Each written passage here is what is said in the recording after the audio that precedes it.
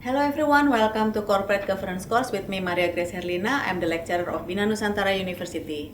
Here's my senior students of my Corporate Governance class, and he's going to share the knowledge about corporate governance with us. Could you introduce yourself, please? Hello, my name is Sugiarto Bangsawan. I've completed corporate governance course, and now I will share my knowledge with you about corporate governance around the world. Okay, Sugi, we've talked about the principles, the theories, the frameworks, and the connection between business ethics and CSR. So now we are going to talk about corporate governance around the world. We start with China, the biggest nations Yes. in the world with the most Superpower. populated nation. So how China rules the corporate governance in their country? Yes, before understanding current China corporate governance, we're gonna talk about the development of corporate governance in China.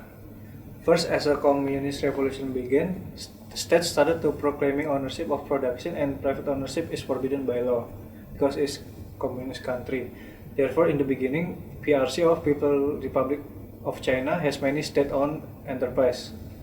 But in 1988, State Council of PRC, advised by OECD or Organization for Economic Cooperation and Development, produced a set of corporate governance directive for SOE reform to privatization. Many small and medium firms were transferred into non-state enterprise. Now, since then, China has been seeking successfully and to expand its socialist market economy, which has led to privatization in many SOE. Although the state still retains a significant influence in many enterprises, even once they are privatized.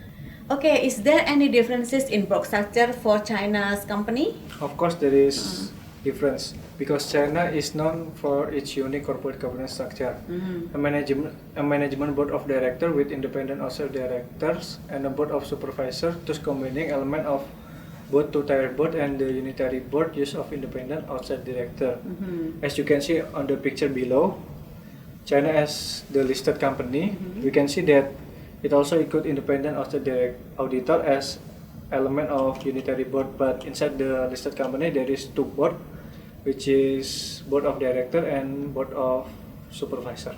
Okay, so does China have a good corporate governance to rule their companies or their state-owned companies? Is there any good corporate governance in Of China? course. Okay. It began in Shanghai Stock Exchange. It's introduced the first systematic corporate governance code, albeit of voluntary nature for listed company, but the China Security Regulatory Commission (CSRC) also introduced three supplementary regulations.